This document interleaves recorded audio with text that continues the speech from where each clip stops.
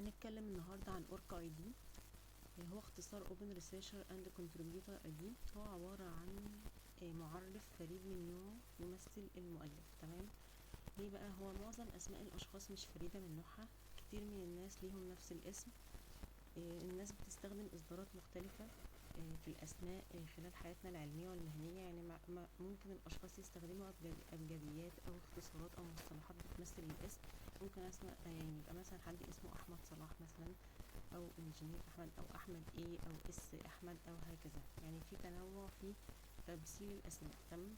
عشان كده اتعمل الاورك اي دي فكرة الاورك اي دي، عشان طبعا تشابه الاسماء فعملوا حاجة عبارة عن رقم فريد مكون من 16 رقم بيمثل المؤلف. ليه بقى؟ يبقى انا طبعا سهل ومجاني ان انا اسجل واعمل اورك اي دي، وطبعا ان انا يقدر يعثر على جميع المنشورات الخاصة بالمؤلف مش مؤلف تاني، والتأكد من إضافة أعمال المؤلفين ليه للأورك اي دي الخاص بيهم. تمام. طب تعالوا نشوف احنا ازاي هنعمل أورك اي دي وازاي هنستخدمه عشان أعرض شغلي البحث عليه، وكمان أعرض الجوائز اللي أنا خدتها وحاجات تانية كتير ومعلومات شخصية وهكذا. أول حاجة أنا أكتب على جوجل أورك اي دي، وهدخل هنا على الموقع، هعمل ريجستر، هعمل ريجستر نيم، بعد كده أدخل مثلا اسم،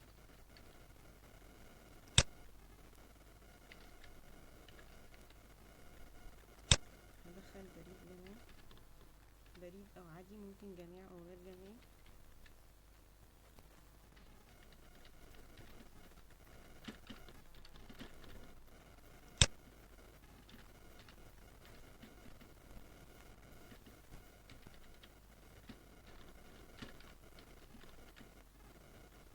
ممكن اضيف ايميل كمان، لو انا مثلا هدخل ايميل الجامعة واضيف additional ايميل.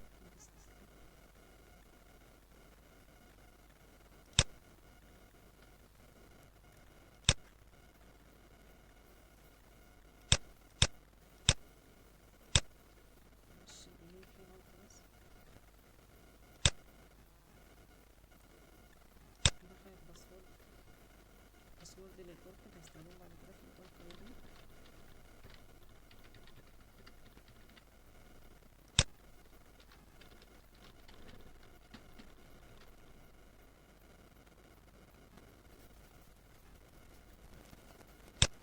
معلش مش متأكدة من رقم الباسورد، هكتبه تاني.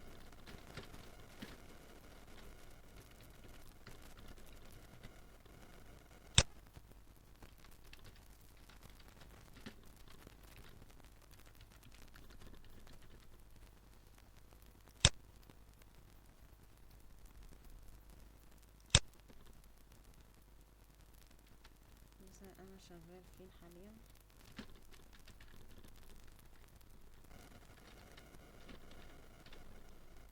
مثلا في جامعة المنصورة.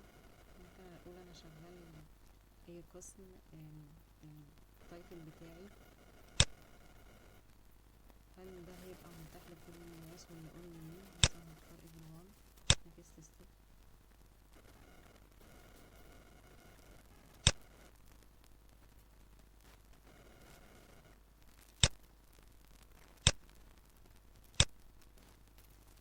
علم على الاختيارين دول، complete registration.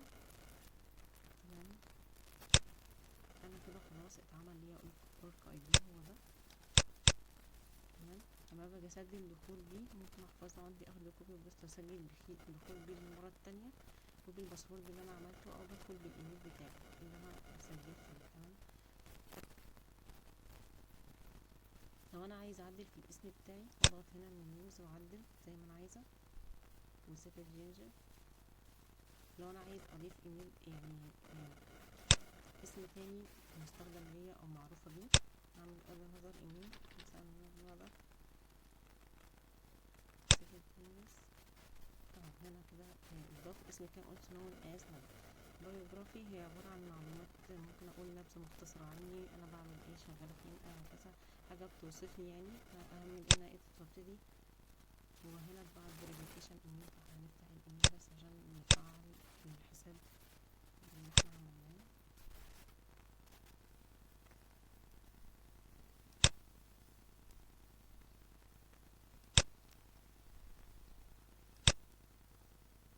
verify in your email address.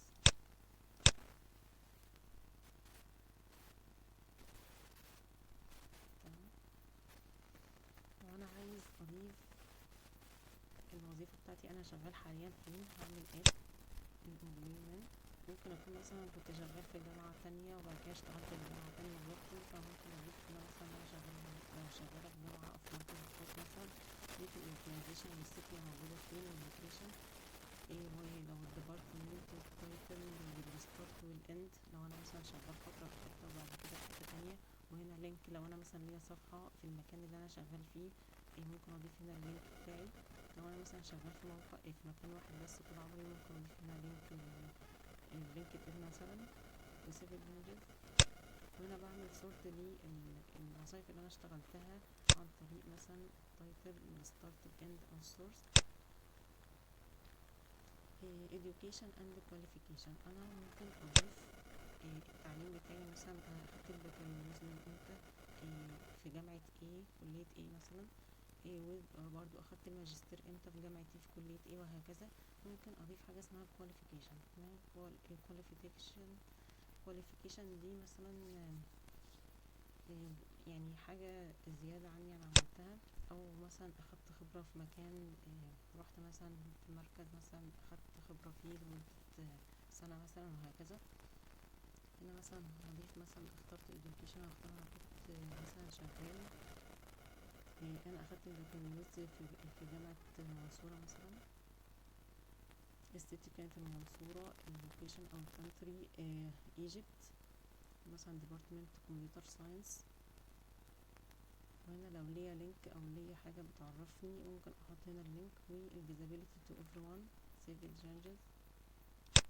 طب لو عملت add qualification، هي نفس الفكرة. انا اخدت التمييز ده اخدته فين، الكواليفيكيشن دي انا اخدتها مثلا في مركز بحوث مثلا، او مثلا في ITI مثلا، وبعد كده طبعا المنصورة، country الايجيبت، والفيزابيليتي تو everyone.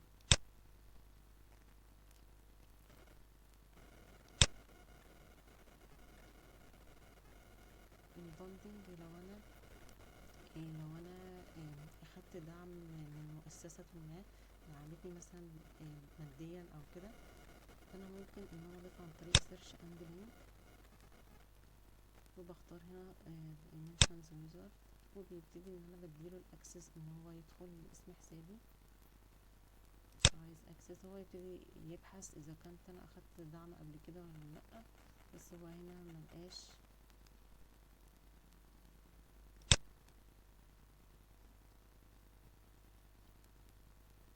no grant is found for the provided work.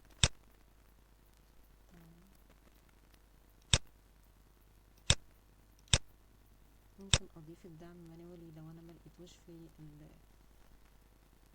المنظمات البحثية اللي مربوطة بأورك اي دي. هختار هنا select type لو انا مثلا اخدت جرانت منحة، والبراند سب تايب لو في، والتايتل